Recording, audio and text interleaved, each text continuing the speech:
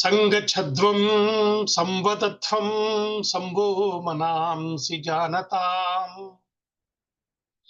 దేవాభాగం యథా పూర్వే సంజానానాం ఉపాస్మహే. అందరికీ నమస్కారం. ఈరోజు దానికి డాక్టర్ గారు చెప్పినటువంటి శ్లోకాన్ని స్మరించుకోవాల్సి ఉంది. అయితే నేను నా వైపు ఉండేటువంటి చిన్నపాటి ఇబ్బంది వల్ల ఈరోజు మనం త్వరగా ప్రవచనంలో ప్రవేశిద్దాం. డాక్టర్ గారిని వారి ప్రవచనాన్ని మనకు అనుగ్రహించవలసిందిగా ప్రార్థిస్తున్నాను.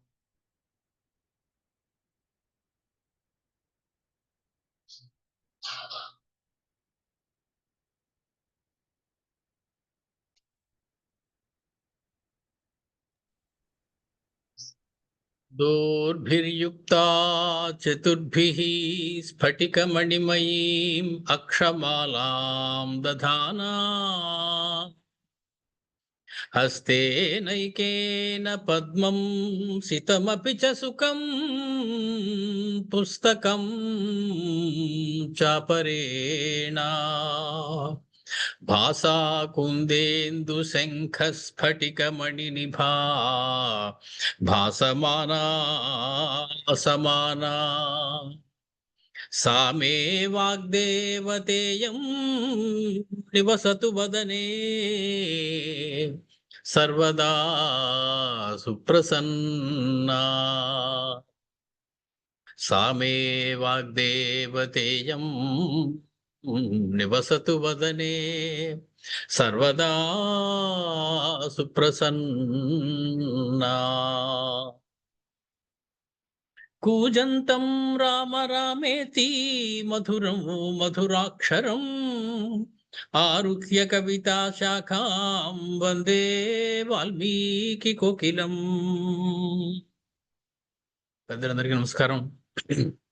ఈరోజు 2025 నవంబర్ 5వ తారీఖు పరమాద్భుతమైనటువంటి కార్తీక మాసంలో ఉన్నటువంటి పుణ్యప్రదమైనటువంటి రోజులో ఉన్నాం. మనం యుద్ధకాండలో ఉత్తరకాండలో రామాయణంలో 49 సర్గలు పూర్తి చేసుకుని 50వ సర్గలోకి ప్రవేశించబోతూ ఉన్నాం. 50వ సర్గ ఈరోజు మొదలెట్టుకోవాలి. కథ అయితే మీ అందరికీ గుర్తుండే ఉంటుంది, మరి ఎక్కువ కాలం కాలేదు కాబట్టి. రామచంద్రమూర్తి ఆనతి ప్రకారం లక్ష్మణస్వామి సుమంతుడి రథం మీద ఎక్కించుకుని సీతమ్మని అడవుల్లోకి తీసుకుని వచ్చారు. వచ్చేటప్పటికి దారిలో అనేకమైనటువంటి అపశకనములు కనిపించాయి సీతమ్మ వారికి. కనపడినప్పుడు ఆవిడ అడిగింది, లక్ష్మణ ఏమిటయ్యా నీ మొహం కూడా అలాగే వేలాడేసుకుని ఉన్నావు, నువ్వేంటి అంత విచారంగా ఉన్నావు? ఆయన ఒక్కసారి భోరుమని విలపించారు. విలపించేటప్పటికి ఆవిడ కంగారు పడింది. నువ్వెందుకు అంత కంగారు పడిపోతూ ఉన్నావు, నువ్వేమిటి అందుకు అంత బాధపడుతూ ఉన్నావు అని చెప్పి ఆవిడ కంగారు పడింది. పడేటప్పటికి లక్ష్మణ స్వామి ఆవిడతోటి నెమ్మదిగా చెప్పాడు,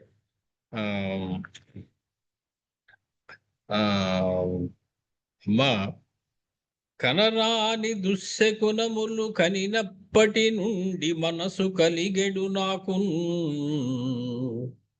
నీ ఏడుపు చూస్తుంటే నాకు ఇంకా బాధగా ఉందయ్యా, ఈ దుశ్శకునాలు చూస్తుంటే అదొక మనసు దిగులుగా ఉంది. వనులేల మరలి పోదమే నిన్ను చూచిన ఇనుబడించెనవ్వగయని పోని. నువ్వంత బాధపడుతున్నావు లక్ష్మణ, నీకన్నా వేరే పనులుంటే వదిలేసి వచ్చినట్టున్నావు పాపం, నన్ను దింపడానికి వెనకెళ్ళిపోదామా, అడవులు అవి తర్వాత చూసుకుందాం అంది సీతమ్మ తల్లి. గొంతులో పచ్చి వెలకే పడింది ఆ లక్ష్మణ స్వామి.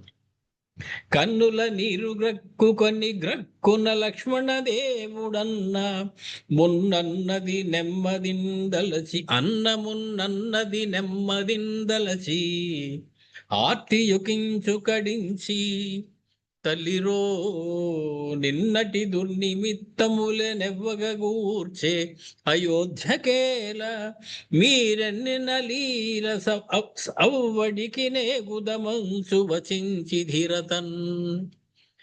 రామచంద్రుడు నీ యొక్క లీలలు ఏమని వర్ణించమంటావు తల్లి?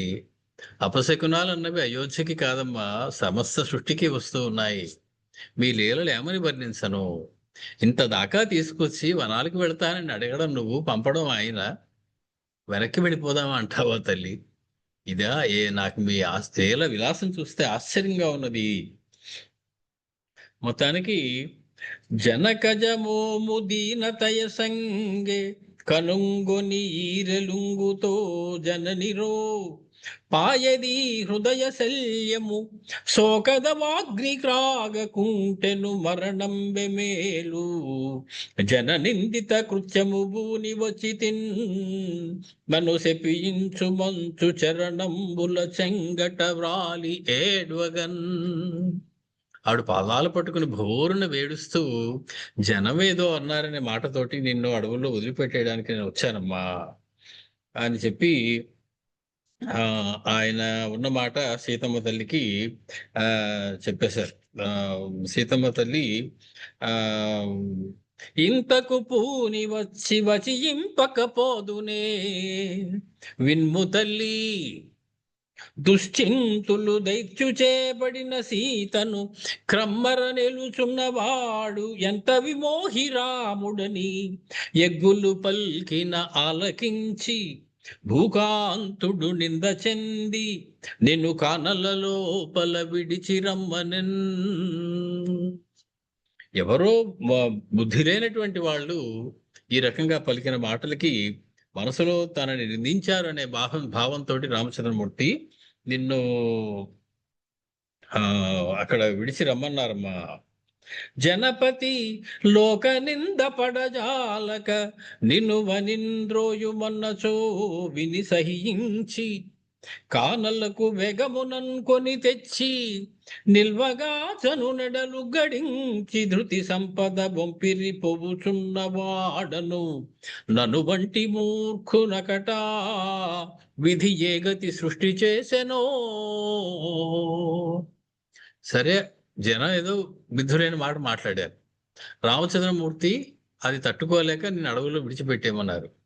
నాకు సిగ్గుండద్దమ్మా, నేను రథం మీద ఎక్కించుకొని తగుదునమ్మా అని మిక్కిలి వేగంగా అడవులకు తీసుకొచ్చి వదిలిపెట్టేసి నిన్ను వెనక్కి వెళ్ళిపోతానా నేను? నా వంటి మూర్ఖుడిని, దుర్మార్గుడిని ఆ బ్రహ్మగారు ఎలా సృష్టి చేశారో ఆశ్చర్యంగా ఉంది తల్లి. ఇంతకన్నా దౌర్భాగ్యం ఏమున్నది నా జీవితానికి?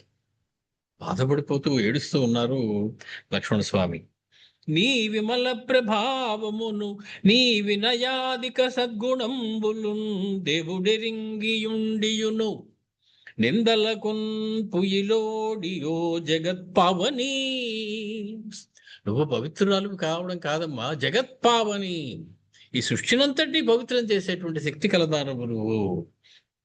నీవు కోరిన నెపంబున ఇచ్చటి కంపినాడుగాక ఈ విరహాబ్ధి ఏ కరణి నీదగలండాతడు ఇంక మీదటన్. నువ్వు కోరేవనేటువంటి నెపంతో జనులాడిన మాట మీద నిన్ను ఇక్కడికి పంపించేశారు కానీ ఈ శోక సముద్రంలో, నీ విరహ సముద్రంలో ఆయన ఎలాగా బ్రతికి బట్టగడతారో నాకు అర్థం కావటం లేదు తల్లి అని చెప్పి, జననీ నీవు మహాపతివ్రతవు నీ సౌశీల్యమిల్లాండ్రకెల్లను మేల్బంతి రఘూద్వహాంఘ్రియుగడీ లగ్నాత్మవైయుండు మీయని నేనెవ్వడ విన్నవింప పతిబాయం చేసి నిన్నొంటిడించిన పాపాత్ముడ ఊరికే గుమనుచున్ సెల్విచ్చదే నవుడు. నువ్వు చక్కగా రాముల వారిని తలుచుకుంటూ రాముల వారి పాదాల దగ్గర ఉండమ్మా అని సిగ్గు లేకుండా ఏం చెప్పనమ్మా నేను? అలాంటి చెప్పొచ్చు అసలు నీకు అటువంటి మాటలు? నేను రాముల వారిని జాగ్రత్తగా చూసుకోమని నేను నీకు చెప్పాలా? రాముల వారిని తలుచుకుంటూ ఉండమని నేను నీకు చెప్పాలా? కానీ ఇంత పాపాత్ముడైనటువంటి నేను నిన్ను ఇలా అడవుల్లో విడిచిపెట్టడం చాలా బాధగా ఉంది తల్లి అని చెప్పి అనగానే సీతమ్మ తల్లి చెప్పింది, అడలకు మన్నా నీకు వసుధాదిపు ఆనతి దాటవచ్చునే. అలా మాట్లాడతావేమిటయ్యా? మీ అన్నగారు ఆజ్ఞ ఇస్తే అది అలా కాకుండా, అది ఆజ్ఞని పాలించకుండా ఉండడం నీ వల్ల అవుతుందా? అసలు చెయ్యొచ్చా నువ్వు అలాగా? మీ అన్నగారు ఏం చెబితే అది చెయ్యాలి కదా నువ్వు. ఇడుమల చందు మంచు విధి ధర నన్ను సృజించి ఉండగా, కష్టాలు అనుభవించు నువ్వు ఈ శరీరంతో అనేటువంటి ఒకే ఒక కారణంతో ఆ బ్రహ్మదేవుడు నన్ను సృష్టించాడు. కష్టాలు అనుభవించడం కోసమే పుట్టిన దాన్ని నేను. గడవగనెవ్వరో పుదురు కానలకెగిన నాడే ఆపదల్ గడచితి నంచునుంటి నెరుగన్ తుది నిట్లగునంచు నామదిన్. ఏదో అడవులకు వెళ్ళాం, అడవుల నుంచి వచ్చేసాం, ఇంకా సుఖాలే జీవితం అంతా అనుకుని మురిసిపోయానే గాని చివరికి మళ్ళీ అడవుల్లోనే నా జీవితం ముగిసిపోతుంది అని నేను ఊహించలేదయ్యా. ఎడపక పూర్వజన్మముల ఏ మిథునంబుల పాయజేసి వారడలగ నవ్వుచుండి తినో. ఎవరిద్దరిని నేను దూరం చేసి వాళ్ళు విడిపోయాక వాళ్ళని చూసి నేను నవ్వాను కదా, ఆ అఘము ఉరకపోబునే. పాపం ఊరికే పోతుందా నాకు? నాడు కారడవుల రామ పాద జలజాప్తి వసించితి, నేడు నాదు పొందెడసి అనాథనై ఇచటనే ఏ గతి మేన భరింతు ప్రాణముల్. కటకట లక్ష్మణ పిడుగు కంటెను బెట్టిదమైన మాట నేడిటు వినియుండియున్. పగులదింతలు ఇంతలు కాదు గుండె ఎప్పటి వలెనున్నది, కటిక భావముతో అసువుల్ భరించి ఈ అట వినయింకనే ఏ వలన ఆపదలొందగనున్నదాననో. సీతం వెలిపిస్తూ ఉన్నది. మాకు చిన్నప్పుడు 5వ తరగతిలో ఉండేది ఈ పద్యం. చాలా అందమైనటువంటి పద్యం. దానికి ప్రతిపదార్థం రాసి భావం వివరించు అని నాకు ఇప్పటికీ గుర్తొస్తుంది ఇప్పుడు చదువుతుంటే మళ్ళీ. కటకట లక్ష్మణ పిడుగు కంటెను బెట్టిదమైన మాట నేడిటు వినియుండియున్. పగులదు, నా గుండె రాయితో చేశాడు, ఇనుముతో చేశాడు ఆ బ్రహ్మగారు, గాని ఇంత కఠినమైన వార్త విన్నా కూడా నా గుండె పగిలిపోవటం లేదయ్యా. ఎన్నటికన్ రఘుద్వహుని నేను నన్నిక రామచంద్రుడు కన్నుల చూడగలుగుటదొకో. నేను ఎప్పుడు నా కళ్ళతో ఆయన మళ్ళీ చూస్తాను, ఆయన ఎప్పుడు ఆయన కళ్ళతో నన్ను మళ్ళీ చూస్తాడు కదా. కల్గక యుండిన ప్రాణమేలపో. రాముణ్ణి చూడకుండా ఈ ప్రాణం ఎందుకయ్యా నాకు? రాముణ్ణి చూడకుండా బ్రతికి ఉండడం వల్ల ఉపయోగం ఏముందయ్యా అన్న రఘుప్రవీరు చెవులారగనింతయుదెల్పు. నాదు మేనున్నది చెంత గంగమడుగున్నది అయినటుల అయ్యడున్ తుదిన్. నాకు శరీరం ఉంది, పక్కనే గంగానది ఉంది, చూద్దాం ఏమవుతుందో. అందులోకి దూకేసి తన ఆత్మని తీసుకుందామా అనేటువంటి కోరిక కూడా కలిగింది. కానీ లక్ష్మణ, నేను మరణిస్తే అవుతుందో తెలుసా? ఎరుగని మూఢులాడుకొను నెల్గులకొన్ భయమంది, అప్పుడే కరకు మనంబుతో విభుండు కానన సీమకు పంచెగాక. అత్తెరకొకసారి నన్ పిలిచి తెల్పి మనోవ్యధ తీర్చి, నిన్ను నేమరనని పంపడయ్య అభిమానము కూర్మియునెందుబోయనో. సరే, వాళ్ళు ఏదో అన్నారు, ఈయనేదో బాధపడ్డారు, నన్ను అడవులకు పంపించారు. కానీ పంపించే ముందు ఒక్కసారి నన్ను పిలిచి, సీతమ్మ ఇలా నేను అడవులకు పంపిస్తాను, నిన్ను మాత్రం నేను మర్చిపోను, నువ్వు ఎప్పుడూ నా గుండెల్లో ఉంటావు, నేను రోజు నిన్ను తలుచుకుంటాను, ఒక్క మాట చెప్పలేకపోయాడే ఆయన. ఆ మాట చెప్తే నేను ఎంత ఊరలిల్లి ఉండేదాన్ని. ఆ కరుణ, ఆ ప్రసన్నత, ఆ కూరిమి, ఆ ప్రియోక్తి, ఆ గౌరవమున్ కాకుస్థుడు మరచె కదా. ఆకస్మికముగ జనించు అపవాదమునన్. మొత్తానికి అంత అపవాదానికి తనకు ఉన్నటువంటి పాత ప్రేమనంతటిని కూడా మర్చిపోయి నన్ను దూరం చేసుకున్నాడే రాముడు. వనములకెలవచ్చితివి వల్లభునిన్ బెడబాసి ఒంటిగానని ముని పత్నులెల్ల గుమియై అడుగన్. ధృతిమాలి వారికేమని వివరింతూ, ఇంత విపదం బుధినేకరింతరింతు ఏ అనువున ఈ ప్రతిక్షణ మహాయుగముల్ క్రమియింతు లక్ష్మణ. ప్రతి క్షణము ఒక యుగంలా గడపాల్సి ఉంటుంది. నేను ఇక అందరూ వచ్చి మీ ఆయన నువ్వు ఏ తప్పు చేశావని నిన్ను అడవులకి పంపించేశాడమ్మా అంటే నా దగ్గర సమాధానం ఏముందయ్యా అని చెప్పి అన్న లక్ష్మణ. ఇంకా ఆలస్యమేటికి చనుము అయోధ్యాపురంబునకు నీవు మువ్వురత్తలకు మ్రొకితినని తెలుపుము. అచటి బంధులనెల్ల అడిగి తిననుము. అతి కృపాళునకు రామవనీంద్రునకు నా మృక్కుగా రామావనీంద్రునకు నా మృక్కుగా అతి భక్తి మృక్కువీవు. తన యాజ్ఞ తలదాల్చి జననింద తను చెందనీక కానల జరిగింతుననుము. ఆ నింద నా మీదే వేసుకుని నేను అడవుల్లోనే ఉంటాను. ఆయనకి కాముకుడి తన భార్యను తెచ్చుకున్నాడు అనేటువంటి నింద రానివ్వను. ఆ నింద ఏదో నేనో పడతాను. నేనే అంత పవిత్రురాలు కాదని వాళ్ళు అనుకుంటే అనుకోని. భూజనుల బాంధవుల లెస్స ప్రభుమనుము. తలప నాకేడు గడయును తానెయనుము. భావమెప్పుడు తన మూర్తి పాయదనుము. నెమ్మి యొక్క కొంత నా మీద నిల్పుమనుము.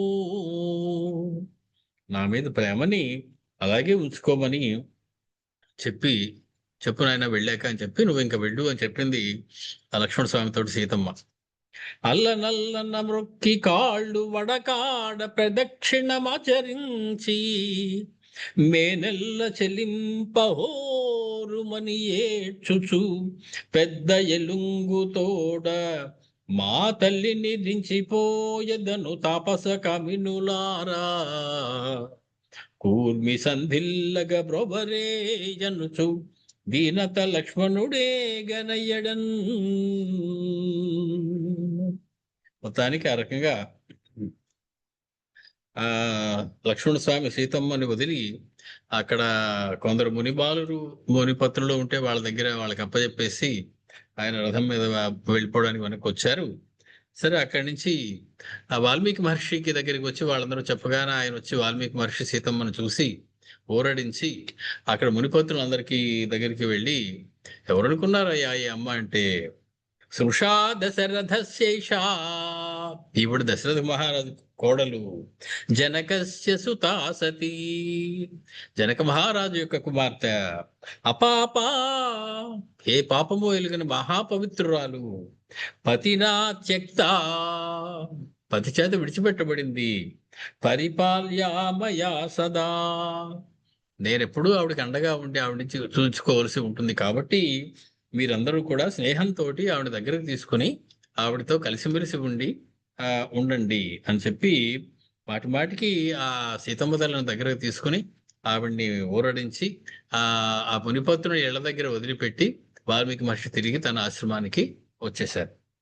ఇక్కడ దాకా 49వ సర్గ అయింది. వాల్మీకి చెప్పిన దానికి కంకంటి పాపరాజు గారి ఉత్తర రామాయణంలో చెప్పినటువంటి అందమైనటువంటి పద్యాలు కొన్ని మనం సంధానం చేసుకుని వినడం జరిగింది. మొత్తానికి 50వ సర్గ 50వ సర్గలోకి మనం ప్రవేశిస్తున్నాం. దృష్ట్వా తు మైథిలీం సీతాం ఆశ్రమే సంప్రవేశితాం సంతాపమగమత్ ఘోరం లక్ష్మణో దీనచేతనః. మొత్తానికి అలా దూరంగా వెళ్ళిపోతూ సీతమ్మ మునుడి యొక్క ఆశ్రమాల ఇళ్లలోకి వెళ్ళిపోతూ ఉంటే చూసినటువంటి లక్ష్మణస్వామి ఉద్వేగాన్ని ఆపుకోలేకపోయారు. పక్కనే సుమంత్రుడు ఉన్నాడు. అబ్రవీచ మహాతేజాః సుమంత్రం మంత్రసారథిం సీతా సంతాపజం దుఃఖం పశ్య రామస్య సారథే. మొత్తానికి మంత్రసారథి సుమంత్రుడు అంటే మంచి మంత్రం కలవాడు. మంత్రము అంటే ఆలోచన. సుమంత్రుడు శిక్ష్వాకులలో కొన్ని వేల సంవత్సరాల నుంచి పరిపాలిస్తున్నాడు. ఏకంగా దశరథ మహారాజు కన్నా ముందు నుంచి కూడా ఆయనే మంత్రి వాళ్ళకి. దశరథ మహారాజు 60,000 సంవత్సరాలు పరిపాలించారు. రామచంద్రమూర్తి అప్పటికి 10,000 సంవత్సరాల పరిపాలన పూర్తయి. ఏనాటి సుమంత్రుడు ఆయన. అటువంటి సుమంత్రుడు ఆలోచనలో మంచి ఆలోచన చేయగలిగినటువంటి సుమంత్రుడితోటి చెప్తూ ఉన్నారు. ఆయన సీతాభియోగం వల్ల రామచంద్రమూర్తికి అక్కడ ఎంత దుఃఖపడుతున్నాడు కదా. తతో దుఃఖకరం కిన్ను రాఘవస్య భవిష్యతి. పత్రీం శుద్ధ సమాచారాం విసృజ్య జనకాత్మజాం.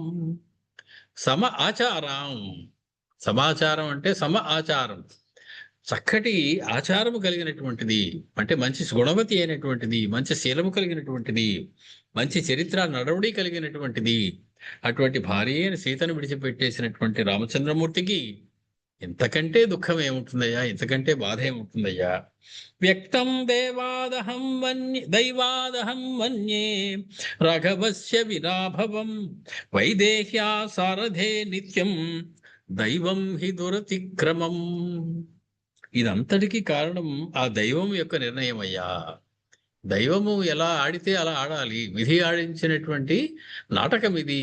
అందులో ఆడే బొమ్మలం, పాత్రధారులం మనం అనేటువంటి మాట చెప్తూ ఆయన రాముడికి సీతాభియోగం కలగడం, ఈ రకంగా కలగడం అనేది పూర్తిగా దైవయోగం వల్లే జరిగింది. దైవమే దానికి కారణము. ఆ దైవయోగము, దైవం యొక్క గీత దాటడానికి, ఆ విధి గీసిన గీత దాటడానికి ఎవరికి శక్యం కాదు కదయ్యా.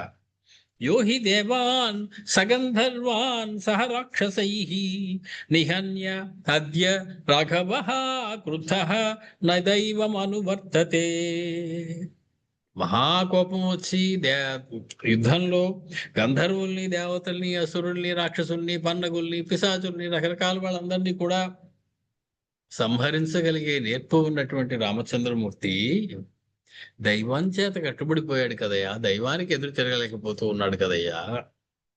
పురా రామః పితుర్వాక్యాత్ దండకే విర్జనే వనే ఉషితే నవవర్షాణి పంచ చైవ మహావనే.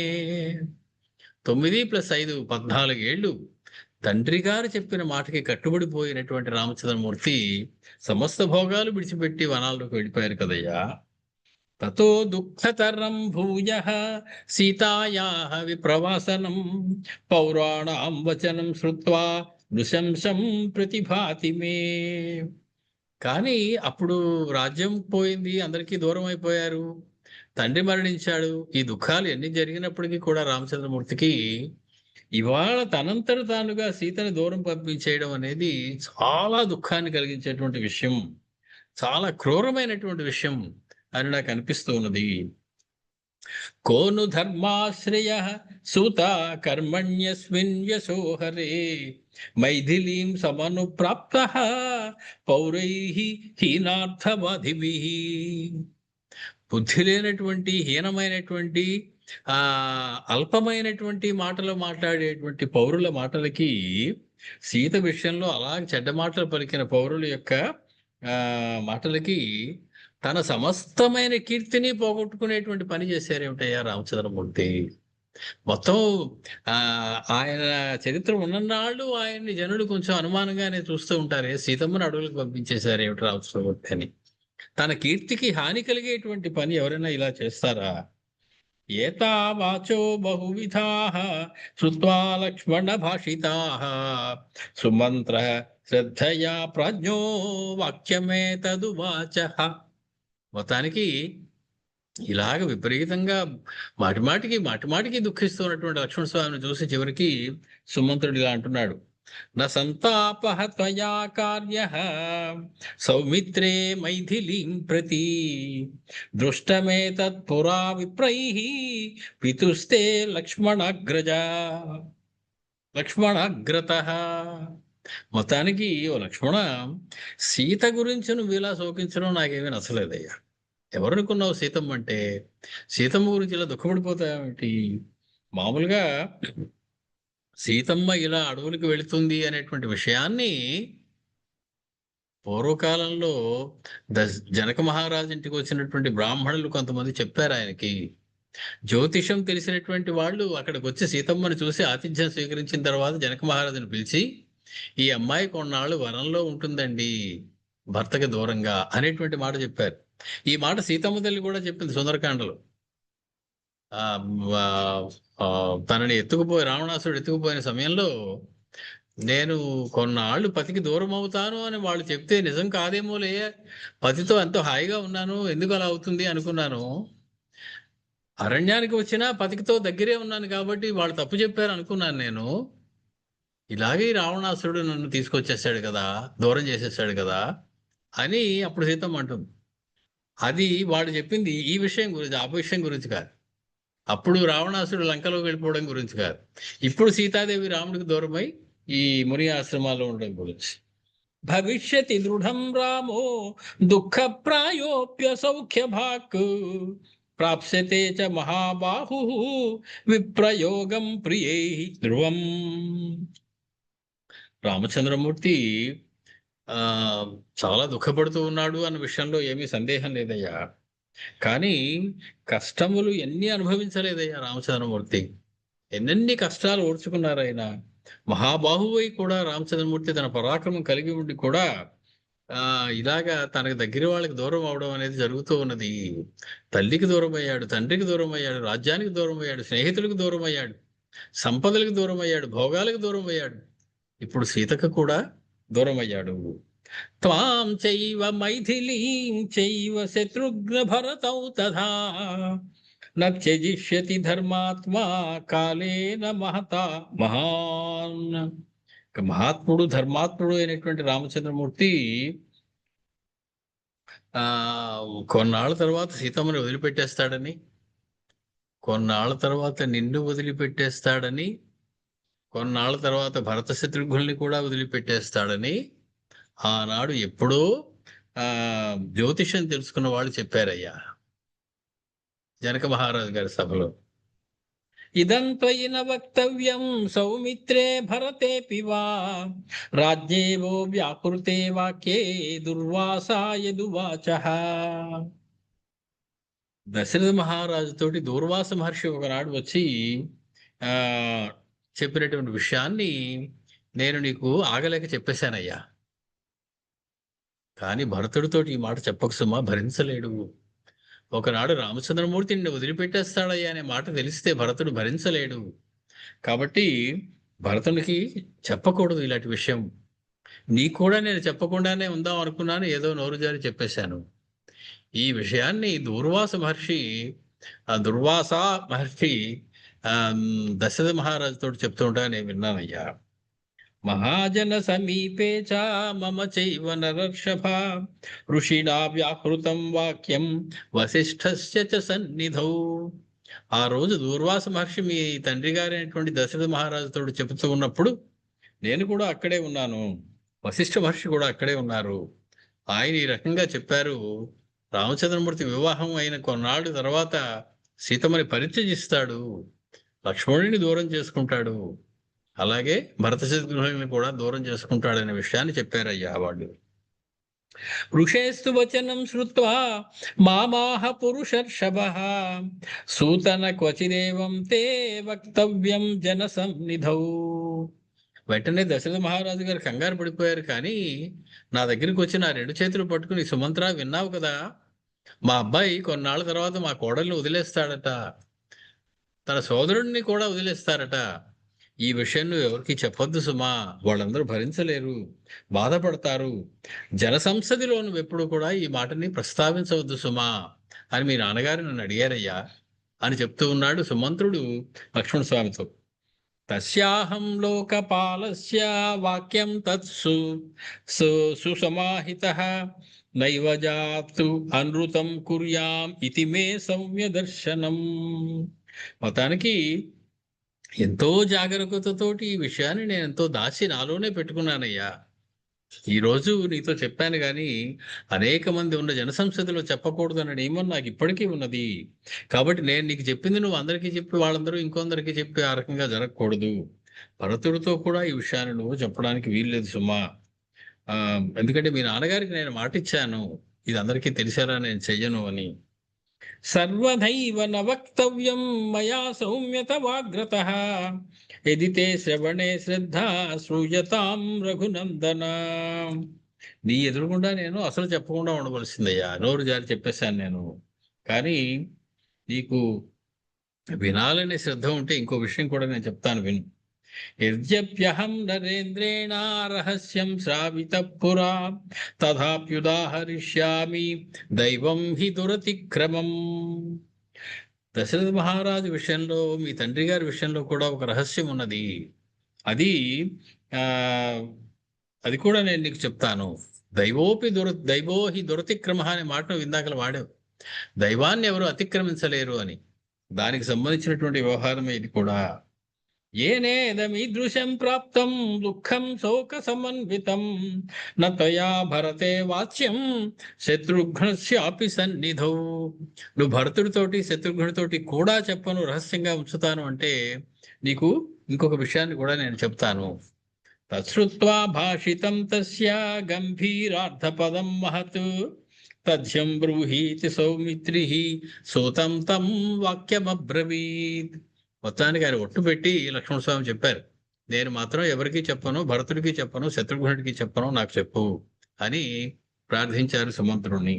అప్పుడు సుమంత్రుడు చెప్తూ ఉన్నాడు లక్ష్మణస్వామితో, తథా సంచోతిత సూతో లక్ష్మణేన మహాత్మనా తద్వాక్యం ఋషిణా ప్రోక్తం వ్యాహర్తం ఉపచక్రమే. ఆ లక్ష్మణస్వామి ఆ రకంగా చెప్పిన తర్వాత సుమంత్రుడు దూర్వాస మహర్షి చెప్పినటువంటి మాటల్ని, ఇంకా ఇతరమైనటువంటి మాటల్ని ఆనాడు ఆయన ఏం చెప్పారో లక్ష్మణస్వామితో చెప్తూ ఉన్నారు. పురా నామ్నా హి దుర్వాసాః అత్రే పుత్రో మహాముని వసిష్ఠశ్చాశ్రమే పుణ్యే వార్షిక్యం సమువాసః. మొత్తానికి పూర్వం అత్రి అనేటువంటి మహర్షి యొక్క కుమారుడైనటువంటి దూర్వాసుడు అనేటువంటి ఒక మహాముని పవిత్రమైనటువంటి వశిష్ఠాశ్రమంలో కొన్నాళ్ళు గడపడానికి, అంటే చాతుర్మాస దీక్ష లాంటి ఒక దీక్ష, వార్షిక్యం అంటే ప్రతి ఏడాది చేసేటువంటిది, అంటే 4 మాసములు ప్రతి ఏడాది విధించినటువంటి చాతుర్మాస దీక్ష ఏదైతే ఉన్నదో దానికోసం వశిష్ఠ మహర్షి ఆశ్రమంలో ఉన్నారు ఆయన. తమాశ్రమం మహాతేజాః పితా తేషు మహాయశాః పురోహితం మహాత్మానం దిదృక్షుః అగమత్ స్వయం. వశిష్ఠ మహర్షి యొక్క ఆశ్రమానికి ఆయన కుల పురోహితుడు కాబట్టి ఏవో మంత్రాలకో చేయడానికో, ఏదో ముహూర్తాలు పెట్టించుకోవడానికో, ఏదో యజ్ఞం ఎప్పుడు చేయాలని అడగడానికో అప్పుడప్పుడు దశరథ మహారాజు వస్తూ ఉండేవాడు. అలాగ దశరథ మహారాజు వచ్చినప్పుడు దూర్వాస మహర్షి వశిష్ఠాశ్రమంలో చాతుర్మాస దీక్షలో ఉన్నారు. సదృష్ట్వా సూర్య సంకాశం జ్వలంతమివ పావక్ నిల తేజసా ఉపవిష్టం వశిష్ఠస్య సవ్యపార్శ్వే మహామునిం తౌ ముని తాపస శ్రేష్ఠౌ వినీతో హ్యభ్యవాదయత్. మొత్తానికి లోపలికి వచ్చినటువంటి దశరథ మహారాజు వశిష్ఠుడు పక్కనే ఆయనకి కుడివైపును కూర్చుని ఉన్నటువంటి సూర్యుడితో సమానమైనటువంటి తేజస్సుతో వెలిగిపోతూ ఉన్నటువంటి ఆ మహాముని అనేటువంటి దూర్వాస మహర్షిని చూశారు. మొత్తానికి ఆ తాపస శ్రేష్ఠుడు ఇద్దరు వశిష్ఠుడికి దూర్వాసునికి కూడా నమస్కరించి వినయంగా వచ్చారు దశరథ మహారాజు. సతాభ్యాం పూజితో రాజా స్వాగతేనాసనేన చ పాద్యేన ఫలమూలైశ్చ వాసమునిభిః సహా. ఆ మునులిద్దరూ కూడా లేచి దశరథ మహారాజుకు నమస్కరించి రాజుగారికి ఇవ్వాల్సినటువంటి ఉచితమైన ఆసనాన్ని ఇచ్చి అర్ఘ్యపాద్యాదులను కూడా ఇచ్చారు. తేషాం తత్రోపవిష్టానాం తాస్తాః సుమధురాః కథాః బభూవుః పరమర్షీణాం మధ్యాదిత్యగతే హని. మొత్తానికి ఆ ఋషులిద్దరూ మాట్లాడుతూ ఉంటే రకరకాల కబుర్లు చెప్తూ ఉన్నాడు దశరథ మహారాజు. ఆయన చెప్తున్న మాటలు వాళ్ళు వింటూ ఉన్నారు. ఆయన ఏవో రకరకాల ప్రశ్నలు అడుగుతుంటే, ధర్మ సందేహాలు అడుగుతుంటే వాళ్ళిద్దరూ తీరుస్తూ ఉన్నారు. ఆ రకంగా కబుర్లలో పడి వాళ్ళ ముగ్గురు కూడా మధ్యాహ్నం అయిపోయింది ఆ రోజు. తతః కథాయాం కస్యాంచిత్ ప్రాంజలిః ప్రగ్రహో నృపః ఉవాచ తం మహాత్మానం అత్రే పుత్రం తపోధనం.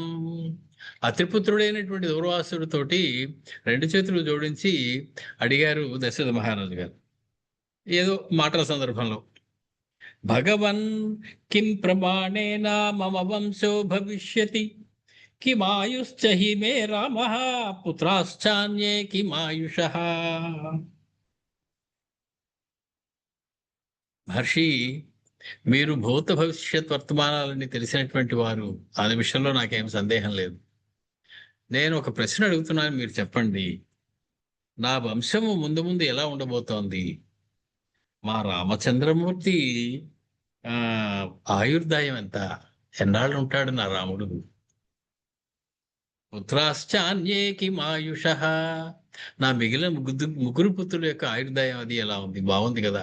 వాళ్ళకి ఆయుష్ రేఖ ఎలా ఉన్నది? ఎన్నాళ్ళు ఉంటారు రామచంద్రుడు ఈ భూమి మీద? రామస్య చ సుతాయే స్యుః తేషామాయుః కియద్భవేత్. నాకు మనవలు పుడతారు కదా, వాళ్ళ ఆయుర్దాయం ఎలా ఉంటుంది? కామ్యయా భగవన్ బ్రూహి వంశస్యాస్య గతిం మమ. నా వంశం యొక్క చరిత్ర ఏమిటి, గతి ఏమిటి, ముందు ముందు ఎలా ఉండబోతోంది, దాని గురించి నాకు వివరంగా చెప్పండి. భగవన్, ఓ భగవంతుడైనటువంటి దూర్వాస మహర్షి. భగవన్ అనే మాటకి చాలాసార్లు చెప్పుకున్నాం. భూత భవిష్యత్ వర్తమానాలు తెలిసిన వాడు అని అర్థం భగవన్ అనేటువంటి మాటకి, భగవాన్ అనేటువంటి మాటకి.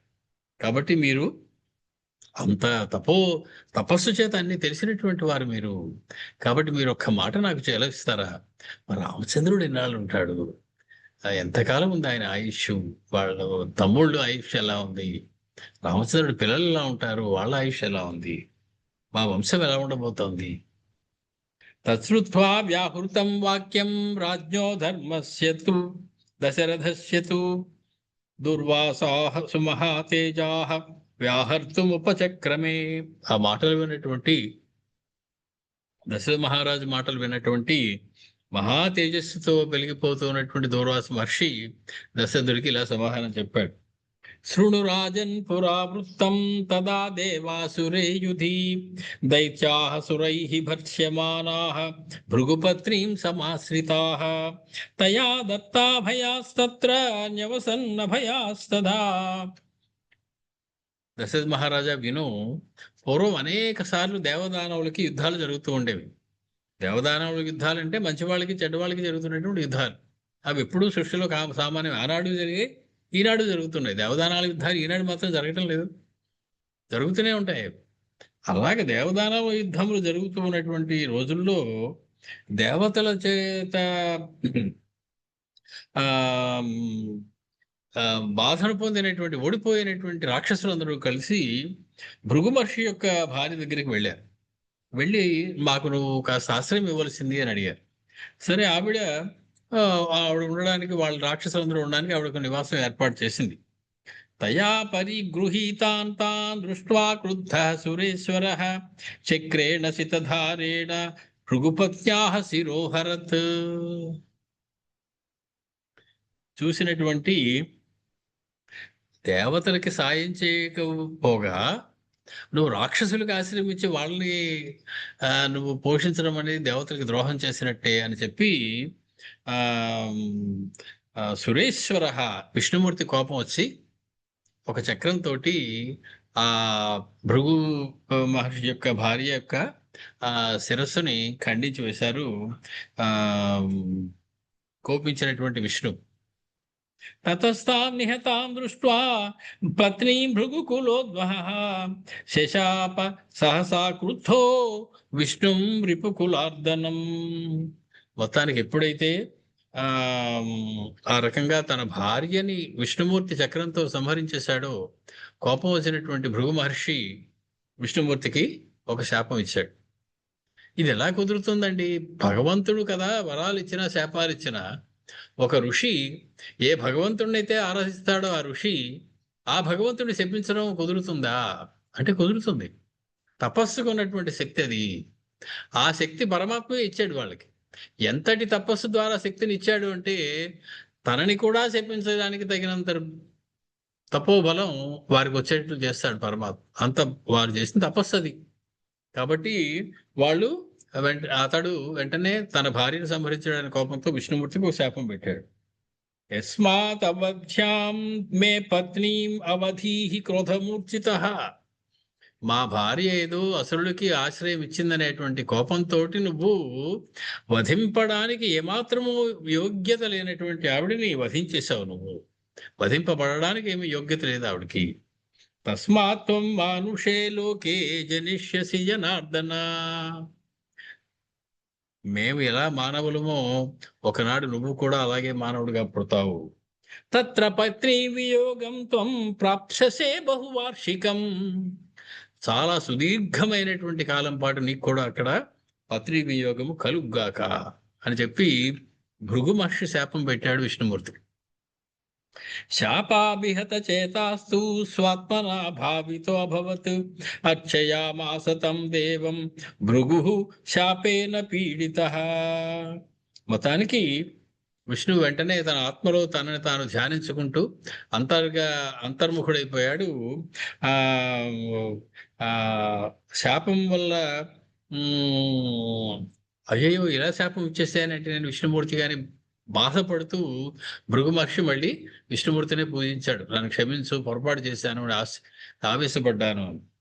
తపసారాధితో దేవో హ్యబ్రవీత్ భక్తవత్సలః లోకానాం సంప్రియార్థంతు స్తం శాపం ముక్తవాన్. మొత్తానికి విష్ణుమూర్తి కరిగిపోయాడు మళ్ళీ భృగు మహర్షిని చూసి. శపిస్తే చెప్పించేవరవయ్యా, పర్వాలేదు, లోకహితం కోసం నీ శాపం ఉపయోగపడుతుందిలే అని చెప్పి ఆనాడు విష్ణుమూర్తి భృగు మహర్షికి చెప్పాడు. ఇతి శప్తో మహాతేజాః భృగుణా పూర్వజన్మని ఇహాగతో హి పుత్రత్వం తవ పార్థివ సత్తమా. అలా శపింపబడినటువంటి విష్ణువు నీకు కుమారుడిగా పుట్టాడయ్యా ఇప్పుడు. అంటే ఏమిటి? అతగాడికి కొన్నాళ్ళ తర్వాత పత్ని వియోగం తప్పదు. భృగు మహర్షి ఇచ్చినటువంటి శాపం. ఆ విష్ణువే నీ కడుపును పుట్టాడయ్యా ఇప్పుడు. రామా ఇతి అభివిఖ్యాతః త్రిషు లోకేషు మానద తత్ఫలం ప్రాప్స్యతే చాపి భృగుశాపకృతం మహత్. రామచంద్రమూర్తి కొన్నాళ్ళు చక్కగా పాలించినప్పటికీ, బాగానే ఉన్నప్పటికీ కూడా భార్యకి దూరం అవుతాడు. ఇది భృగువు యొక్క శాపం.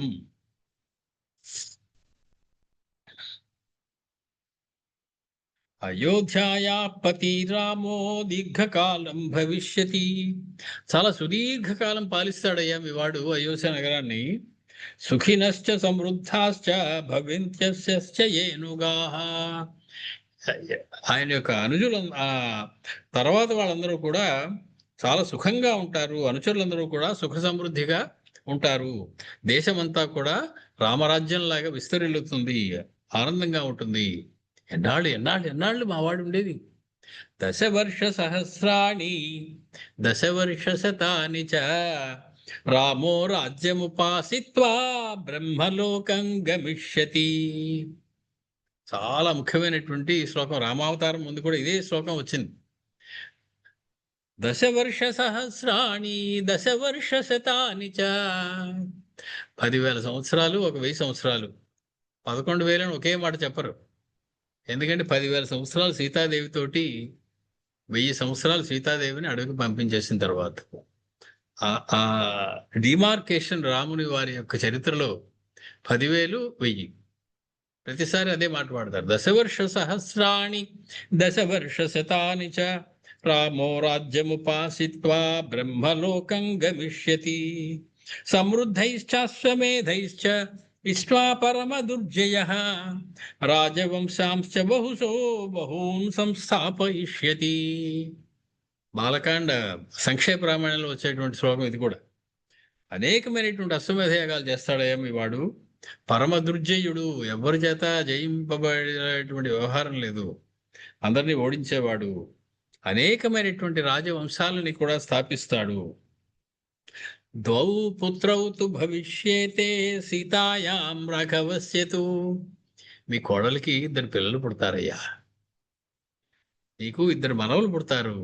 రామచంద్రుడి వల్ల నీకు 2 మనవలు పుడతారు. సర్వమఖిలం రాజ్యో వంశస్యాః గతాగతం ఆఖ్యాయ సుమహాతేజాః తూష్ణీమాసీత్ మహామునిః. ఆ మాట చెప్పిన తర్వాత తన రఘువంశం, దశరథ మహారాజు యొక్క వంశం అంతటిని గురించి చెప్పిన తర్వాత మహా తేజస్సుతో కూడినటువంటి ఆ దూర్వాస మహర్షి అలా ఏదో ఆలోచిస్తూ మౌనంగా ఉండిపోయారు. మాట్లాడడం ఆపేశారు. ఆయన తూష్ణీం భూతే తదా తస్మిన్ రాజా దశరథో మునౌ అభివాద్య మహాత్మానౌ పునరాయాత్ పురోత్తమం. మొత్తానికి ఆ ముని అలా మౌనంగా ఉండిపోయి ఏమి మాట్లాడకపోయేటప్పుడు దశరథ మహారాజు కాసేపు ఆగి అక్కడ ఉన్నటువంటి వశిష్ఠుడికి దూర్వాసుడికి ఇద్దరికి కూడా నమస్కరించి తిరిగి తన నగరానికి తాను వచ్చేశాడు. ఏతద్వచో మయా తత్ర మునినా వ్యాహృతం పురా శృతం హృది చ నిక్షిప్తం నాన్యథా తద్భవిష్యతి. ఆనాడు దూర్వాస మహర్షి మీ నాన్నగారికి చెప్పినటువంటి మాటల్ని నేను కూడా విన్నానయ్యా. నా మనసులో ఇప్పటికీ అలాగే ఉన్నాయి ఆ మాటలు. ఆనాడు ఆయన చెప్పిన మాట అలా కాకుండా ఇంకోలా ఎలా జరుగుతుంది? మీ భార్యావియోగం జరుగుతుంది అనేటువంటి శాపం అది ఈనాడు ఫలించింది రామచంద్రమూర్తికి. సీతాయాశ్చ తతః పుత్రౌ అభిషేక్షతి రాఘవః. మీ వదిన గారికి 2 పిల్లలు పుట్టబోతూ ఉన్నారు, కవల పిల్లలు పుడతారు. వాళ్ళిద్దరికీ రామచంద్రమూర్తి పట్టాభిషేకం చేస్తారు. అన్యత్ర నత్వయోధ్యాయ మునేస్తు వచనం యథా. మొత్తానికి ఆ అభిషేకం అయోధ్యలో జరగదట, అయోధ్యకి వెలుపల జరుగుతుంది అని కూడా ముని చెప్పినటువంటి మాటే సుమా. ఏవంగతేన సంతాపం కర్తుమర్హసి రాఘవ సీతార్థే రాఘవార్థే వా దృఢో భవ నరోత్తమా. గుండె రాయి చేసుకో, గుండె దిటవు చేసుకో. జరగంది ఇది, జరగబోయేది ఇది, ఇలాగే జరుగుతుంది. ఇది ముని ఆనాడు చెప్పినటువంటి మాట. కాబట్టి నువ్వు మనసు దృఢంగా ఉంచుకో. శ్రుత్మాతు వ్యాహృతం వాక్యం సూతస్య పరమాద్భుతం ప్రహర్షమతులం లేభే సాధు సాధ్వితి చాబ్రవీత్. సుమంత్రుడు చెప్పినటువంటి ఆశ్చర్యకరమైనటువంటి ఆ మాటలన్నీ విన్నటువంటి లక్ష్మణస్వామి చాలా సంతోషించాడు. తన అన్నగారు విష్ణుమూర్తి అనేటువంటి విషయం తెలిసి, తన వదిన గారు లక్ష్మీదేవి అనేటువంటి విషయం తెలిసి, ఆవిడికి సుఖప్రసవం అవుతుంది అని తెలిసి, ఆవిడకి 2 కుమారులు పుట్టబోతూ ఉన్నారు అని తెలిసి, తత సంవదతోరేవం సూత లక్ష్మణయోపధి అంతవర్ఖే గతే వాసం కేసిన్యాం తావధోషతు. మొత్తానికి సుమంత్రుడు లక్ష్మణుడు ఆ రకంగా మాట్లాడుకుంటూ ఉండగా సూర్యుడు అస్తమించాడు. అప్పుడు వాళ్ళిద్దరూ కూడా కేసిని నది అనేటువంటి ఆ నదీ తీరంలో ఆ రాత్రి గడిపారు.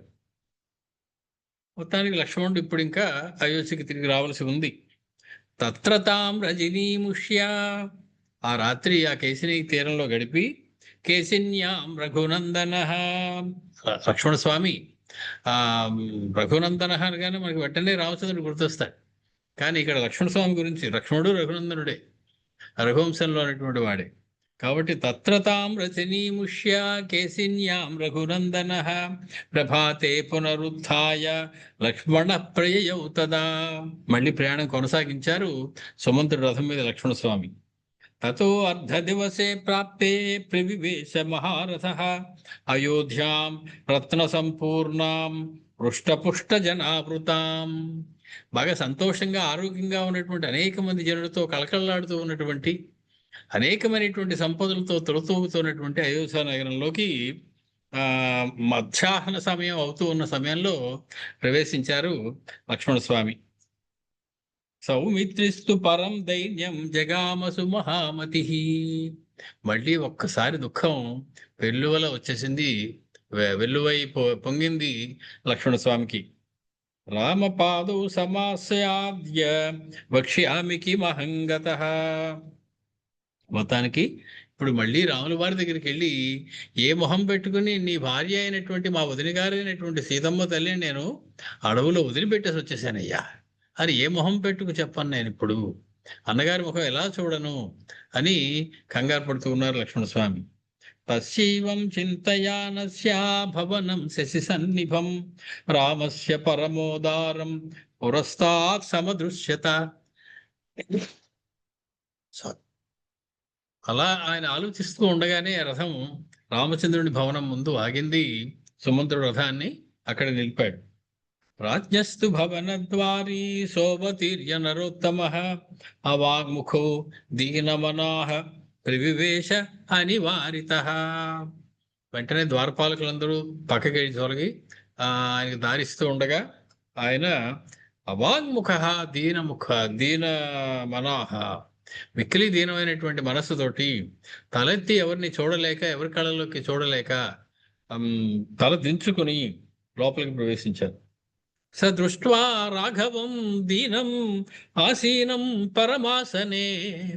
వెళ్ళేటప్పటికీ ఆసనం మీద చాలా దైన్యమైనటువంటి నీరు నిండినటువంటి కళ్ళతో ఉన్నటువంటి రామచంద్రమూర్తి ఒంటరిగా ఆ సింహాసనం మీద కూర్చుని కనిపించారు తలదించుకొని. నేత్రాభ్యాం అశ్రుపూర్ణాభ్యాం దదర్శ అగ్రజం అగ్రతః అగ్రజం దదర్శ. తన ఎదురుగా అలా కూర్చున్నటువంటి, తనలో తాను కుమిరిపోతూ ఉన్నటువంటి రామచంద్రమూర్తిని చూశారు లక్ష్మణస్వామి. జగ్రాహ చరణౌ తస్య లక్ష్మణో దీనచేతనః ఉవాచ దీనయా వాచా ప్రాంజలిః సుసమాహితః. ఇందాక దదర్శ అగ్రజం అగ్రజ అన్న చోట ఒక పాఠాంతరం కూడా ఉంది. దదర్శ అగ్రజం అగ్రతః బదులు దదర్శ దహంతమివ మేదినీం. దహంతమివ మేదినీం, తన కళ్ళ నీళ్లు పడి భూమి అంతా మండిపోతుందా అన్నట్లుగా ఉన్నటువంటి రామచంద్రుడు చూశాడు. అంటే రామచంద్రుడి యొక్క కన్నీరు నేల మీద పడితే భూమి అంతా మండిపోతుంది ఆ వేడి తట్టుకోలేక.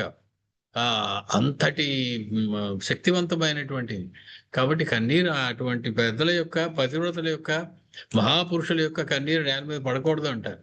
ఈ భూమి అంతటిని దహించేస్తాడా అన్నట్లుగా ఉన్నటువంటి, నేలతో నిండినటువంటి కళ్ళతో ఉన్నటువంటి రామచంద్రమూర్తిని చూశారు లక్ష్మణస్వామి. జగ్రాహ చరణౌ తస్య, వెంటనే వెళ్ళి ఆయన పాదాల మీద పడ్డారు. వాచ దీనయా వాచ ప్రాంజలి సుసమాహితః. మొత్తానికి దైన్యంతో ఆయన రెండు చేతులు జోడించి రామచంద్రమూర్తితో చెప్తూ ఉన్నారు.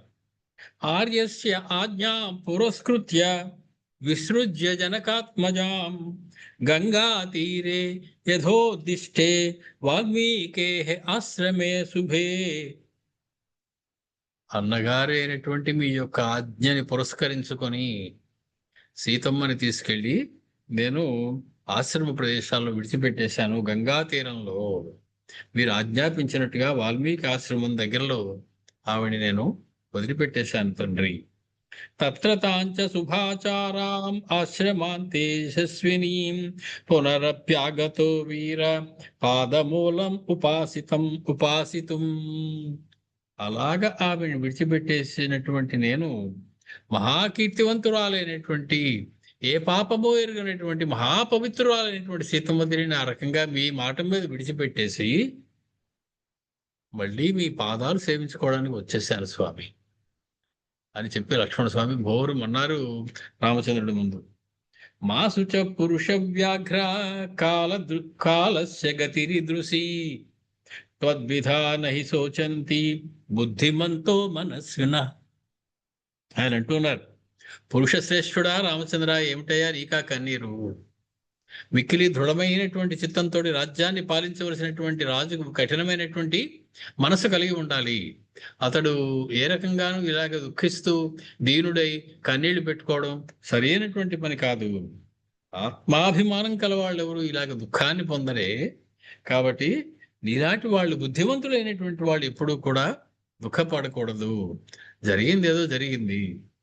సర్వే క్షయాంతా నిచయాః పతనాంతా సముచ్ఛయాః సంయోగా విప్రయోగాంతాః మరణాంతం చ జీవితం.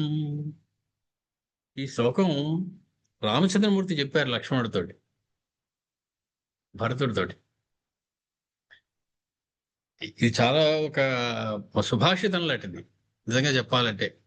రామాయణం మనకి నేర్పుతున్నటువంటి అనేక సుభాషితాల్లో అందమైనటువంటి సుభాషితం అవుతుంది. ఏ సందర్భానికైనా పనికొచ్చేటువంటి మంచి శ్లోకం. 2 సార్లు వస్తుంది రామాయణంలో. రాముడి నోట ఒకసారి, లక్ష్మణుడి నోట ఒకసారి. రాముడికి భరతుడికి చెప్పాడు రామచంద్రమూర్తి, వెనక్కి రమ్మంటే రానండి ఏడుస్తూ ఉంటే, రానన్నాడని ఏడుస్తూ ఉంటే. ఇప్పుడు లక్ష్మణస్వామి చెప్తున్నారు రామచంద్రమూర్తి. అప్పుడు విన్నారు ఆయన లక్ష్మణస్వామి రాముడు చెప్పడం. ఇప్పుడు ఆయనకే అప్పచెప్తున్నారు ఆ శ్లోకాన్ని. సర్వే క్షయాంతాః నిచయాః. రామచంద్ర, మనం ప్రోగు చేసుకున్నటువంటివన్నీ కూడా క్షయాంతాః, క్షయము అంతముగా కలవి. అంటే ultimately they are going to be destroyed. ఏది పెర్మనెంట్ కాదు. సర్వే క్షయాంతాః నిచయాః, మనం పోగు చేసుకున్నటువంటి సమస్తమైనవి ఎప్పటికైనా నశించేవే. పతనాంతా సముచ్ఛయాః, బాగా పైకి ఎగరడం, పైకి ఎత్తుకెళ్ళడం పతనాంత, పతనంతో అంతమైపోతుంది అది. అంటే ఎంత ఎత్తుకెళ్ళినా ఒకనాటికి పతనం తప్పదు. సంయోగా విప్రయోగాంతా, ప్రతి కలయిక కూడా విప్రయోగాంత, విడిపోవడంతోనే అంతమవుతుంది. ఎంత అందమైనటువంటి మాట. ఏ ఇద్దరి కలయికైనా చివరికి ఎలా ముగుస్తుంది అది? ఆ కలయిక విడిపోతుంది. ఒకళ్ళు వెళ్ళిపోతారు, లేకపోతే ఇద్దరు వెళ్ళిపోతారు, లేకపోతే ఉన్నప్పటికీ కూడా ఒకళ్ళనొకళ్ళు దూరంగా అయిపోతారు. కలిసి మాత్రం పెర్మనెంట్గా ఉండిపోతారు అనుకోవడానికి లేదు. ఈ కలయిక అనేది విడిపోవడంతోనే అంతమవుతుంది. ఏ కలయికైనా సరే. అంటే కలయికలు పెర్మనెంట్ కాదు. మన ఆస్తులు మనం పోగు చేసుకున్నది పెర్మనెంట్ కాదు. మనం పైకి ఎగరడం పెర్మనెంట్ కాదు, మళ్ళీ కింద పడడం తథ్యం. మరణాంతంచ జీవితం. ఏ జీవితమైనా మరణంతోనే అంతమవుతుంది.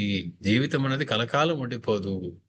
కాబట్టి రామచంద్ర, కూడబెట్టినోడిని రసించాలి. ఎంత ఉన్నతి పొందినా వాడు మళ్ళీ నేల మీదకి రావాల్సిందే. కలయికలన్నీ వియోగంలోకి పరిణమించవలసిందే. ఎంతకాలం జీవించినా చివరికి మరణించడం తప్పదు అని చెప్పి ఒక అద్భుతమైనటువంటి వేదాంత విషయాన్ని లక్ష్మణస్వామి రామచంద్రమూర్తికి చెప్తున్నారు. తస్మాత్ పుత్రేషు దారేషు మిత్రేషు చ ధనేషు చ నాతి ప్రసంగ కర్తవ్యో విప్రయోగో హి తైః ధ్రువః. కాబట్టి పుత్రుల విషయంలో గాని, భార్యల విషయంలో గాని, మిత్రుల విషయంలో గాని, ధనం విషయంలో గాని నా అతి ప్రసంగ కర్తవ్య. అతి ప్రసంగం చెయ్యకూడదు. ప్రసంగం అంటే మాట్లాడడం కాదు, ప్రకృష్టమైనటువంటి సంఘం అంటే అత్యంతంగా అతుక్కుపోవడం. వాడు విడిచి నేను ఉండలేను మహాప్రభో అని, నా ప్రాణం ఈయన, ఈయనే నా ప్రాణం అని ఆవిడ అనుకోకూడదు, ఆవిడే నా ప్రాణం అని ఈయన అనుకోకూడదు. ఎందుకంటే విప్రయోగో హి తైః ధ్రువః. విడిపోవడం అనేది తప్పదు. పెర్మనెంట్గా కలిసి ఉండడాలనేవి ఉండవు. శక్తః త్వం ఆత్మానం వినేతుం మనః లోకాన్ సర్వాంశ్చ కాకుత్స కిం పునః శోకమాత్మనః. రామచంద్ర, నేనేదో చెప్పేస్తున్నాను కానీ నిన్ను అదుపులో పెట్టుకోగలిగిన వాడవు నువ్వే. నిన్నే నువ్వు అదుపులో పెట్టుకోగలవు. నీ మనస్సుతోనే నీ మనస్సును నిగ్రహించుకోగలవు. అటువంటి నీకు నేను నీతులు చెప్పడం ఏమిటి? కాబట్టి తనని తానే అదుపులో ఉంచుకునేటువంటి శక్తి నీకు ఉన్నది. నీ మనస్సు చేత నీ మనస్సును నిగ్రహించుకునేటువంటి శక్తి నీకు ఉంది. నీ మనస్సుని నిగ్రహించుకోవడం కాదు, సమస్త లోకాల్ని నిగ్రహించేటువంటి శక్తి నీకుంది. మర్చిపోక రామచంద్ర. కాబట్టి ఇలాంటి శోకాన్ని నువ్వు దాటలేవు అని నేను ఎలా అనుకుంటాను? దీన్ని కూడా నువ్వు నిగ్రహించుకోగలవు అని నేను నమ్ముతూ ఉన్నాను. నేదృశేషు విముహ్యంతి తద్విదా పురుషర్షభాః అపవాదస్స కిలతే పునః ఏష్యతి రాఘవ. నీలాంటి పురుష శ్రేష్ఠులు, నరశార్దూలు, పురుషోత్తములు రామచంద్ర ఇలాంటి చిన్న చిన్న విషయాల మీద మోహాన్ని పొందరయ్యా. నువ్వు ఇలా ఉన్నట్లయితే నీకు ఇంకో అపవాదం వస్తుంది. రామచంద్రుడు ధైర్యం లేనివాడు, రామచంద్రుడు దీనుడు, వేలాడిపోతాడు, భార్యను విడిచి ఉండలేక దీనుడైపోతాడు అని ఇంకొక అపవాదం వస్తారు. ఇప్పటికే ఒక అపవాదం వేశారు జనం నీ మీద. రెండో అపవాదం కూడా వేయడానికి ఇప్పుడు నువ్వు చేస్తున్నటువంటి పని సిద్ధంగా ఉంటుంది. కాబట్టి పరగృహంలో ఉన్న భార్య మీద కూడా తన ఆలోచనలు వదలలేక రామచంద్రమూర్తి అస్వస్థుడై పరిపాలన సరిగ్గా చేయలేకపోయాడు. మామూలు పోని ప్రేమించేటువంటి భార్య కాదు, పరగృహంలో అన్నాడు ఉన్నటువంటి భార్య. ఆవిడ దూరమైనా కూడా ఆవిడ మీద మోహం వదలలేదు రాముడికి అనేటువంటి అపవాదు కూడా వేస్తారయ్యా నీ మీద. యదర్థం మైథిలీ త్యక్త అపవాద భయాత్ నృప సో అపవాద పురే రాజన్ భవిష్యతి న సంశయః. ఏ అపవాదం యొక్క భయం వల్ల నువ్వు సీతాదేవిని దూరం చేసుకున్నావో మరొక రూపంలో ఇంకొక అపవాదు నీ దగ్గరికి రాకుండా నువ్వు చూసుకో. అంటే లేచి ధైర్యం తెచ్చుకుని కళ్ళు తుడుచుకుని కాస్త ఆచమనం చేసి మళ్ళీ రాజ్యపాలన విధిలో పడవలసి ఉన్నది. లేకపోతే జనులు నిన్ను మళ్ళీ తిడతారు. బలహీనమైనటువంటి మనసు కలిగిన వాళ్ళు రాజు చేసే ప్రతి పనిని నిందించడానికి సిద్ధంగా ఉంటారు. అది ఒక దౌర్భాగ్యం ఇవాళ కూడా మనకి కనపడుతూ ఉంటుంది. రాజు అయినటువంటి వాడు ఎంత చిత్తంతో ధైర్యంతో ఎన్నో రాజకార్యాలు చేస్తూ ఉంటే అతడు పిరికివాడని, సరి అయినటువంటి వాడు కాదని, ఏమీ చేతకాని వాళ్ళు అనేక మంది అంటూ ఉంటారు. కాబట్టి నీ మీద అపవాదం వేయడం సులువు. నువ్వు ఆ స్థానంలో ఉన్నవాడికి తప్పు అపవాదం. కాబట్టి రామచంద్ర, నువ్వు ఇంకొక అపవాదిని మూట కట్టుకోకు సుమా. సత్వం పురుష శార్దూలా ధైర్యేణ సుసమాహిత త్యజ ఇమాం దుర్బలాం బుద్ధిం సంతాపం మా కురుష్వ. నువ్వు సంతాపం మానేయాలి. ఇంకా ఇటువంటి బలహీనమైనటువంటి బుద్ధిని విడిచిపెట్టేయాలి. ధైర్యంతో సుసమాహితుడవై ఉండాలి. ఏవ ముక్తస్స కాకుత్సో లక్ష్మణేన మహాత్మన ఉవాచ పరయా ప్రీత్యా సౌమిత్రిం మిత్రవత్సలః. రామ లక్ష్మణుడు ఇద్దరు యొక్క సంబంధం ఎలా ఉంటుందో నిజంగా ఆలోచిస్తే విచిత్రంగా ఉంటుంది. లక్ష్మణ స్వామి చిన్న తప్పు చేసినా రామచంద్రమూర్తి కఠినంగానే నిందిస్తారు. ఏమిటా ఇలాంటి పని చేస్తావు, బుర్రందా లేదా? ఆనాడు భరతుడు నిన్ను సంహరించడం కోసం వస్తున్నాడంటే రామచంద్రమూర్తి చాలా పరుషమైనటువంటి మాట అన్నారు. రాజ్యం కోసం భరతుడు వస్తున్నాడు, రాజ్యం కోసం భరతుడు వస్తున్నాడు, అన్నిసార్లు రాజ్యం రాజ్యం అంటావేమిటి? నీకు రాజ్యం మీద ఏమన్నా మక్కువ ఉంటే చెప్పు. ఒరే తమ్ముడు రాజ్యం కావాలనుకుంటున్నాడు రా, ఇచ్చేయి అంటే భరతుడు మాట్లాడకుండా తన రాజ్యాన్ని మొత్తాన్ని నీకు అప్పచెప్పి నాతో వచ్చేస్తాడు. ఇంకెప్పుడు భరతుడు గురించి అలా మాట్లాడకు అన్నారు. సీతమ్మను విడిచిపెట్టేసినప్పుడు కూడా అలాగే అన్నారు. సీతాభరణం జరిగిన తర్వాత లక్ష్మణస్వామి ఎదురు వస్తారు రామచంద్రమూర్తికి. చాలా దారుణమైనటువంటి పని చేసావు, నువ్వు చేసినటువంటి పని నాకు ఏమీ నచ్చలేదు మొహమ్మి చెప్పేశారు రామచంద్రమూర్తి. సీతమ్మకి కాపలాగా ఉండవయా అని నేను చెప్తే ఆమెను విడిచిపెట్టి వచ్చేస్తావు నువ్వు, నాకు ఏమో సుతరాము నచ్చలేదు నువ్వు చేసిన పని అని అనేశారు. లక్ష్మణస్వామి రామచంద్రమూర్తి కొంచెం దైన్యంలోకి వెళితే మళ్ళీ ఆయన యొక్క స్పిరిట్ని పైకి లాగడానికి ప్రయత్నిస్తారు, ఆయన యొక్క మూడ్ని ఎలివేట్ చేయడానికి ప్రయత్నిస్తారు. ప్రతి చోట కనబడుతుంది మనకి. సీతాపహరణం జరిగే నుంచి ఎన్నోసార్లు రామచంద్రమూర్తి పొరపాటు చేయబోతే దైన్యంతో, క్రోధంతో ఒక్కొక్కసారి ఈ సమస్త సృష్టిని ఎండించేస్తా, సముద్రాన్ని ఎండించేస్తా నా బాణంతో సీత కనపడకపోతే అంటే లక్ష్మణస్వామి వీడి చేతులు పట్టుకున్నారు. మహాప్రభు అంతటి పని మాత్రం చేయకండి, మీ ఇద్దరి కోసం లోకాలన్నీ తగలిపోతే ఎలాగండి బాబు? లోకాల మీద ఎంత ప్రేమ చూపిస్తారో ఆయన. అది లక్ష్మణస్వామి ఒకసారి యుద్ధంలో అలాగే సమస్తమైనటువంటి రాక్షసులు లేకుండా నేను బాణం వేసి మొత్తం చంపేస్తాను పరిగెట్టుకుంటూ వచ్చి రెండు చేతులు పట్టేసుకున్నారు రామచంద్రమూర్తి. ఒక్క రావణరాసురుడు తప్పు చేశాడే, రాక్షస జాతి మొత్తం లేకుండా చేస్తానంటావేమిటయ్యా, తప్పు కదయ్యా, అంత కోపమా అని బతిమలు ఆయన చల్లబరుస్తారు రామచంద్రమూర్తి.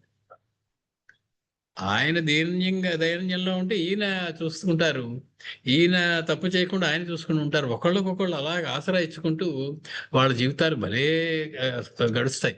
రామలక్ష్మణుల యొక్క అన్యోన్యమైనటువంటి సంబంధం ఎలా ఉంటుంది అనేది, వాళ్ళిద్దరూ ఒకరితో వాళ్ళు మాట్లాడుకున్నటువంటి అనేకమైనటువంటి ఆ సంభాషణలను తీసుకున్నట్లయితే ఒక విచిత్రమైనటువంటి అన్నదమ్ములా అంటే అన్నదమ్ములే, స్నేహితులా అంటే స్నేహితులు, ఒకరికొకరు అన్న. ఎవరు అన్న ఎవరు తమ్ముడు తెలియదు. లక్ష్మణస్వామి రామచంద్రమూర్తికి ఇంత బాధ చేశారంటే అన్నస్థానంలో ఉన్నది ఎవరు? ఇప్పుడు లక్ష్మణస్వామి అన్నగా మాట్లాడుతున్నాడు తమ్ముడైనటువంటి రామచంద్రుడితోటి. అలా అనిపిస్తుంది మనకి. కాబట్టి ఎవరు ఎప్పుడు ఏది అవసరమో అది ఆ రకంగా అవతల వాళ్ళని దిద్దుకుంటూ జాగ్రత్తగా రామలక్ష్మణుల యొక్క జీవితం సాగుతూ ఉంటుంది. ఏవమే తన్నరశ్రేష్ఠ యథావదసి లక్ష్మణ పరితోషశ్చ మే వీర మమ కార్యానుశాసనే. మంచి మాట చెప్పావయ్యా లక్ష్మణ, బాగా చెప్పావు. నువ్వన్నదే నిజం. నేను మళ్ళీ లేవాలి, నా కార్యంలోకి దిగాలి, మళ్ళీ నేను ఇలా దుఃఖిస్తూ ఉండడం సరి అయినటువంటిది కాదు. నువ్వు చెప్పింది నిజమే. నా కర్తవ్యాన్ని గురించి నాకు గుర్తు చేశావు, నా కర్తవ్యాన్ని నువ్వు శాసించావు, నాకు చాలా ఆనందంగా ఉంది. నివృత్తిశ్చాగత సౌమ్య సంతాపశ్చ నిరాకృత భవద్వాక్యై సురుచిరై అనునీతోస్మి లక్ష్మణ. లక్ష్మణ, ఎంత చక్కగా మాట్లాడతావయ్యా నువ్వు. నీ మాట వింటుంటే నువ్వు చెప్పినట్టే చేయాలనిపించేసేలా మాట్లాడతావు. నీ అద్భుతమైనటువంటి మాటల వల్ల నివృత్తిశ్చ ఆగత, నా మనస్సుకి శాంతం వచ్చింది, దుఃఖం పోయింది. సంతాపశ్చ నిరాకృత, సంతాపం పోయింది. చాలా మనసు ఎంతో ప్రశాంతంగా ఉంది. మంచి అందమైనటువంటి రుచికరమైనటువంటి నీ మాటల చేత నేను అనునీతోస్మి, కర్తవ్య విమూఢనైనటువంటి నాకు కర్తవ్యాన్ని ఉపదేశించావు నువ్వు ఇవాళ. చాలా బాగా చెప్పావయ్యా లక్ష్మణ అని చెప్పి రామచంద్రమూర్తి కళ్ళు తుడుచుకున్నారు. వెంటనే లేచారు. లక్ష్మణ స్వామి కూడా సంతోషంతో రామచంద్రమూర్తితో కదులుతూ ఉన్నారు అంతఃపురంలో.